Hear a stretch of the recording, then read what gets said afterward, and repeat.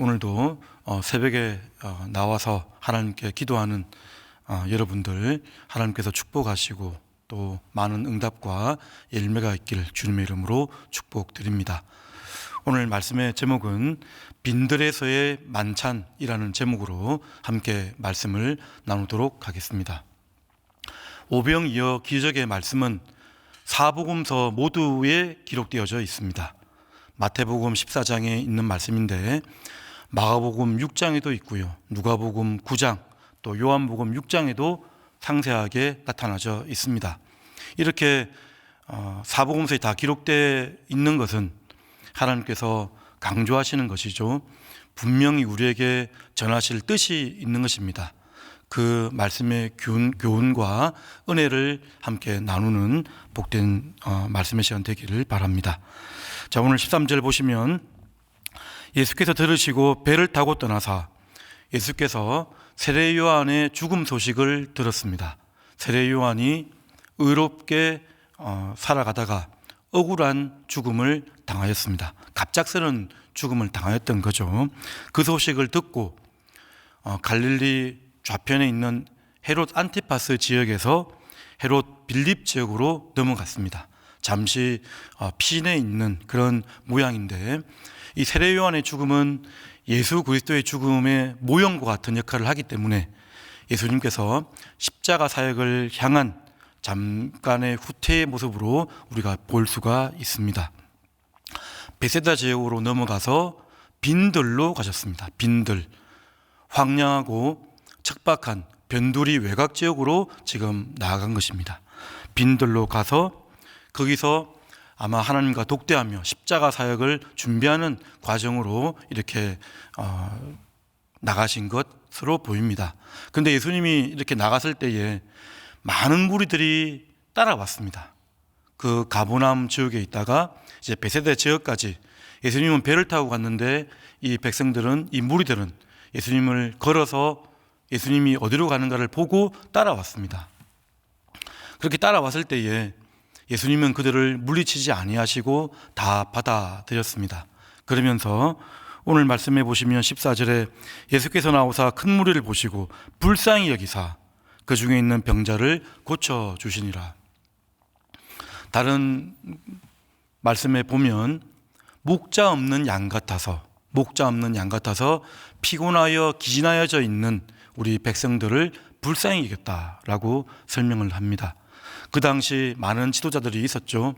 종교 지도자들, 또 정치 지도자들, 로마 세력들도 있었고 또 헤롯 분봉왕도 있었고, 그런데 그 모든 지도자들은 자신의 이득과 자신의 기득권만을 위해서 백성을 이용했던 사람들이었습니다. 백성들을 도구화해서 살아갔던 사람들이었죠. 그렇게 놓여져 있는 백성들이 불쌍했던 것입니다. 예수님은 이렇게 크신 긍휼하심과 자비하심으로 우리를 바라보았습니다. 그래서 이 오병이어의 기적의 시작은, 이 출발은 이렇게 예수 그리스도의 불쌍히 여기심으로 시작했다는 것을 우리가 늘 기억해야 될 것입니다. 하나님께서 불쌍히 여겨 주심, 하나님께서 불쌍히 여겨 주시는 것이 바로 우리의 능력입니다.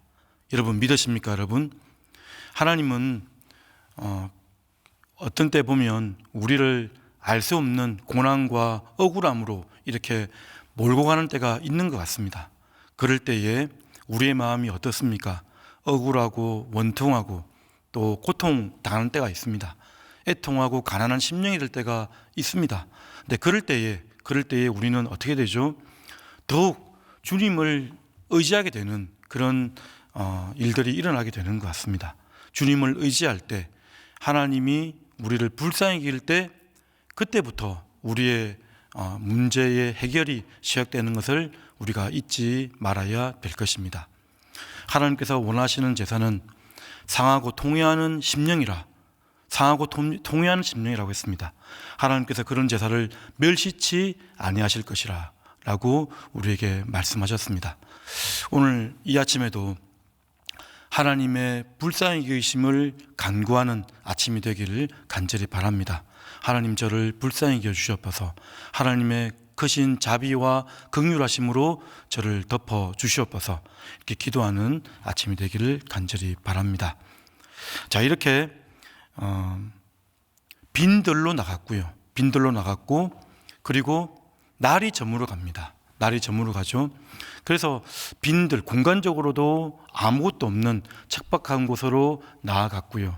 그리고 날이 저물다 보니까 이제 그 당시 날이 저물면 아무것도 보이지 않는, 아무것도 없는 때 아니겠습니까?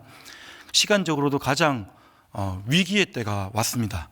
그럴 때에 제 아들이 걱정을 합니다. 제 아들이 걱정을 해서 우리 15절에 보시면 저녁이 되매 제 아들이 나와서 이곳은 빈들이고 지금 저물었으니 무리를 보내어 마을로 들어가 먹을 것을 사 먹게 달라고 이렇게 요청을 합니다.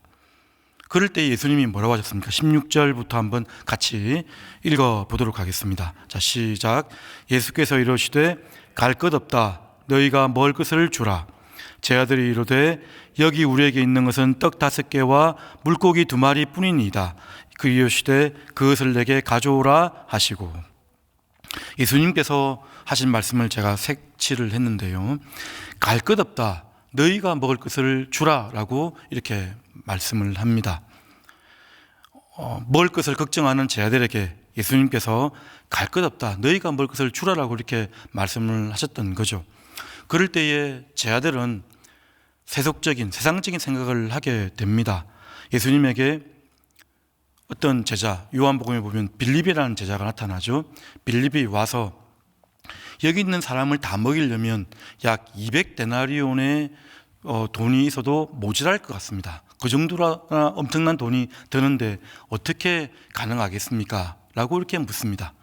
200데나리온의 가치는, 그렇죠, 1데나리온이 바로 노동자 하루 품삯에 해당되기 때문에 보통 오늘날로 따지면 5만 원에서 10만 원 정도, 한 10만 원으로 잡으면 2천만 원의 정도의 돈이 있어야지 여기 있는 사람들을 다 먹일 수 있습니다 라고 이렇게 설명을 하는 것입니다.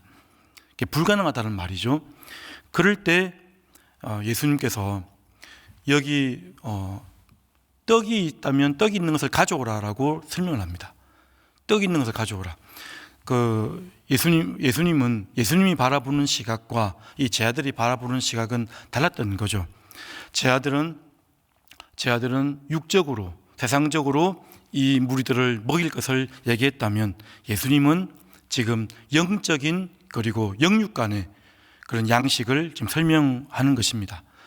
너희 중에 떡이 있으면 한번 가져오라. 가져왔더니 안드레가 가져옵니다. 안드레가 어떤 아이의 도시락으로 가져왔던 떡 5개와 물고기 2마리를 갖다 주게 됩니다.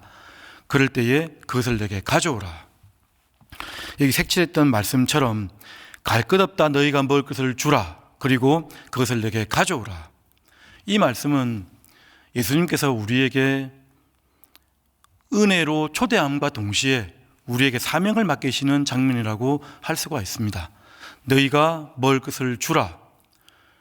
예수님은 우리에게 영육 간의 양식이 되는 분이시라는 것을 계속해서 가르쳐 왔습니다. 너희들은 먹을 것을 염려하지 말고 예수 그리스도와 함께 있는 것을 늘 기억하고 잊지 말라고 우리에게 말씀하셨던 거죠. 그것을 내게 가져오라. 예수님께 문제를 가져가면 그 문제를 예수님이 해결해 주시고, 해결함의 시작도 예수님이시고 문제도 예수님이 가져가서 예수님의 방식으로 해결해 주신다는 것을 우리에게 가르쳐주는 말씀이라고 할 수가 있습니다. 떡 5개와 물고기 2마리, 사실 떡 5개와 물고기 2마리가 이후에 보면 풍성한 만찬으로 이렇게 나타나게 될 텐데요. 그런데 떡 5개나 물고기 2마리가 중요한 게 아닙니다. 떡이 1개였던 2개였던 예수님께 가져가는 것이 중요한 것이죠. 그것을 내게 가져오라. 예수님은 그 떡 5개와 물고기 2마리를 가져오라고 말씀을 하셨던 것입니다. 그럴 때에 그것이 예수님 손에 붙들리기만 하면 너희의 참 양식이 될 것이다라고 우리에게 설명하는 말씀이라고 할 수가 있습니다. 마치 다윗이 든 물맷돌 5개를 들었을 때에 그것이 하나님께 붙들렸을 때 골리앗을 물리쳤었고요. 다윗의 물맷돌이 골리앗을 물리치지 않았습니까? 그리고 모세가 든 지팡이가 하나님 손에 붙들렸을 때에 능력의 발이 되었었고, 사사기 말씀에 보면 3장 31절 말씀에 한 사사가 나타나는데요, 삼갈이라는 사사가 나타납니다. 그 사사는 딱 한 절 말씀으로 소개되어져 있는데, 삼갈은 소 모는 막대기로 블레셋 사람 600명을 죽였더라, 그렇게 나와 있습니다. 하나님께 붙들리기만 하면 하나님은 그것을 사용하셔서 우리에게 양식으로, 능력으로 우리에게 베풀어 주심을 우리가 보게 되는 것입니다. 요한복음 6장에 보면 이 양식에 대해서 좀 더 설명을 합니다. 나는 생명의 떡이라. 요한복음 6장 35절 말씀을 같이 한번 읽어보도록 하겠습니다. 자, 시작. 예수께서 이르시되 나는 생명의 떡이니 내게 오는 자는 결코 줄이지 아니할 터이요 나를 믿는 자는 영원히 목마르지 아니하리라. 요한복음 6장 말씀에 보면 예수님이 친히 오병이어의 기적을 베풀어 주시고 나서 해석해 주는 말씀이 나타납니다. 그 말씀을 쭉 읽어보면 예수님의 양식은 위로부터 주셨던 그 만나와 같이, 출애굽기 시대에 주셨던 그 만나와 같이 우리에게 주시는 바로 양식 되심을 우리에게 말씀하는 것이죠. 이 양식되는 예수님의 이 일들은 내게 오는 자는 결코 목마르지도 아니하고 줄이지도 아니할 것이다 라고 선포하는 그 말씀입니다. 믿음에 관해서 우리에게 말씀을 하는 것이죠. 예수님이 함께 있는데 너희들이 무엇을 그렇게 걱정하느냐, 무엇을 염려하느냐. 그곳이 빈들이라 할지라도, 날이 저물어 갈지라도 예수님과 함께 있는 곳이 바로 하늘나라이며 천국이 됨을 우리에게 선포하는 말씀입니다.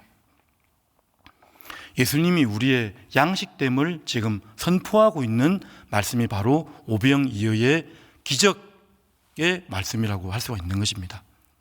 그래서 이 오병이어의 기적은 표적이라고 했습니다. 표적이란 게 무엇이죠? 표적은 무언가 안내를 하는 그런 지표가 된다는 말씀입니다.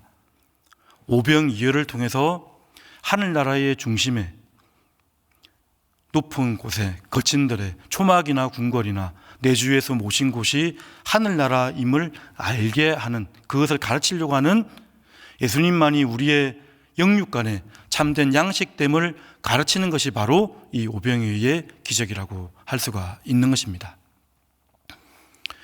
자, 그래서 예수님이 그 떡을 가지고 어떻게 했죠? 떡을 가지고 물고기를 받아 들고 나서 질서 있게 앉히십니다. 50명씩 100명씩 앉히시고 나서 축사하십니다. 축사하시고 이제 떡을 떼어 나눠주시는 장면을 우리가 보게 됩니다. 하늘을 우러러 축사하셨다는 말은 하나님께서 이 모든 일을 베푸실 것을 알고 예수님께서 감사하는 장면입니다. 예수님께서 감사하였다. 오병이어의 기적을 통해서 우리가 알 수 있는 것은 하나님 나라는 감사와 찬양으로 진행되는 나라라는 것을 우리가 보게 되는 것입니다. 천국의 일들을, 하늘나라의 일들을 이 땅에서 맛보고 연습하는 것입니다. 하나님께서 이 땅에서 하늘나라의 그런 풍요로움과 부유함을 맛보게 하실 텐데요, 우리는 예수님이 이렇게 축사하시고 기도하시며 나갔던 것처럼 예수 그리스도의 십자가와 부활로 말미암은 새 생명 얻음을 우리가 기뻐하고 감사하며 나갈 것을 우리에게 당부하는 말씀이라고 할 수가 있는 것입니다. 시편 100편 4절 말씀 이렇게 나와 있습니다. 다 같이 읽겠습니다. 시작. 감사함으로 그의 문에 들어가며 찬송함으로 그의 궁중에 들어가서 그에게 감사하며 그의 이름을 송축할지어다. 오병이어의 기적을 통해서 하나님은 우리에게, 예수님은 우리에게 감사함으로 살아갈 것을 당부하고 있습니다. 그리고 이렇게 감사함으로 나갔을 때에 하늘나라의 풍요로움과 부요를 우리에게 경험하게 하신 것이죠. 이 오병이어의 기적은 구약에도 이렇게 보여지는 장면이 나타납니다. 비슷하게 보이는 장면이 나타납니다. 열왕기하 4장 말씀에 보면 엘리사의 기적이 있는데요. 우리 한번 보겠습니다. 열왕기하 4장 42절부터 44절 말씀. 한 사람이 바알 살리사에서부터 와서 처음 만든 떡 곧 보리떡 20개와 또 자루에 담은 채소를 하나님의 사람에게 드린지라. 그가 이르되 무리에게 주어 먹게 하라. 다 같이 43절 시작. 그 사환이 이르되 내가 어찌 이것을 100명에게 주겠나이까 하나. 엘리사는 또 이르되 무리에게 주어 먹게 하라. 여호와의 말씀이 그들이 먹고 남으리라 하셨느니라. 그가 그들 앞에 주었더니 여호와께서 말씀하신 대로 먹고 남았더라. 엘리사의 기적이 있었습니다. 엘리사는 떡 20개로 채소와 함께 100명을 먹인 사건이 이게 나타납니다. 여기서도 네가 종에게 말하죠. 네가 가서 먹게 하라. 주워서 먹게 하라. 비슷한 장면이 오병이어의 기적으로 지금 나타났는데 비교가 안 될 정도로 예수님께서는 풍요롭고 부유한 모습으로 우리 나타납니다. 떡 20개로 100명이 먹었다면 떡 5개로 5,000명을 먹은 사건, 이 말씀은 무엇이냐면 하나님의 이 광대하신 은총은 이 땅의 어떤 것과 비교할 수 없다는 것을 말씀하시는 것입니다. 여기 오병이의 기적, 예수님께서 마치 떡을 떼는 성만찬처럼 떡을 떼서 다 나눠주셨습니다. 나눠주셨을 때에 거기 있는 모든 사람들이 배불리 먹고 주라 그리하면 너에게 줄 것이니 흔들어 누르도록 차고 넘치게 우리에게 줄 것이라는 말씀이 있지 않습니까? 하나님께서 공급하여 주시면 이렇게 조금씩 주는 게 아니라는 겁니다.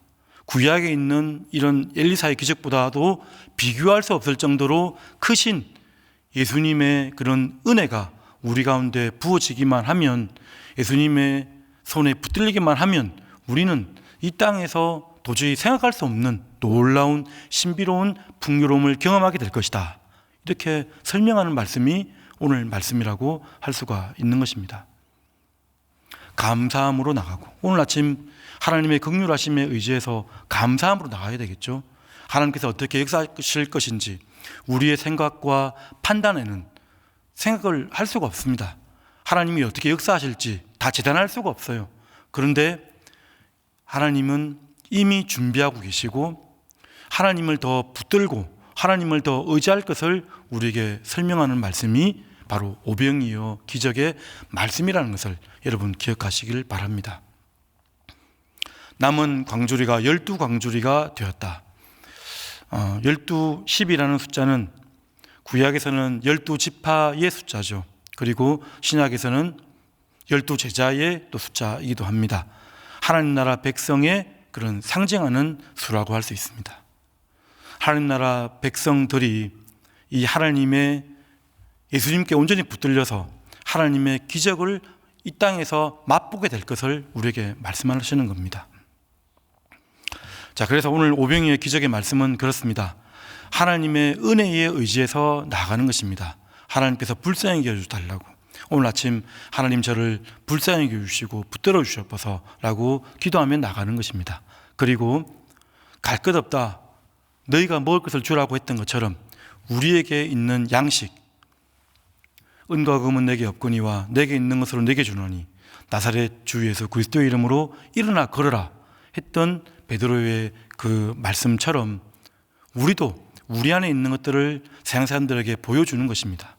우리의 양식됨이 예수 그리스도에 있다는 것을 우리의 언어와 우리의 삶으로 세상 사람들에게 보여주는 것이 바로 우리의 양식을 나눠주는 그 삶이라고 할 수가 있는 것입니다.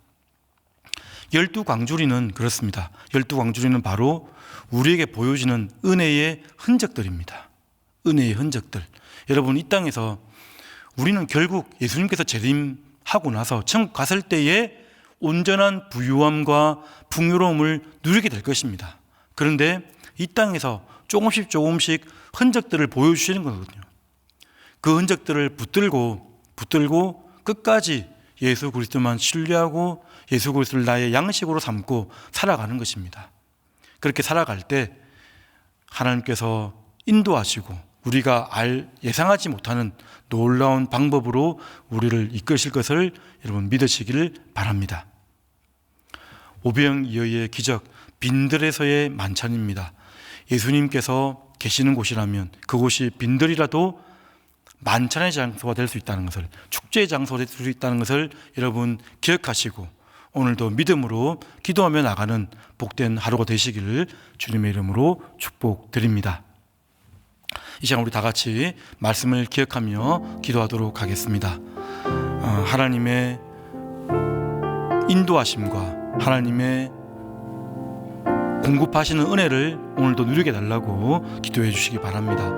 하나님의 긍휼에 의지해서 기도하는 것입니다. 그리고 함께 나온 많은 주변의 중보 제목들을 가지고 함께 기도하며 나가도록 하겠습니다. 은혜가 풍성하신 하나님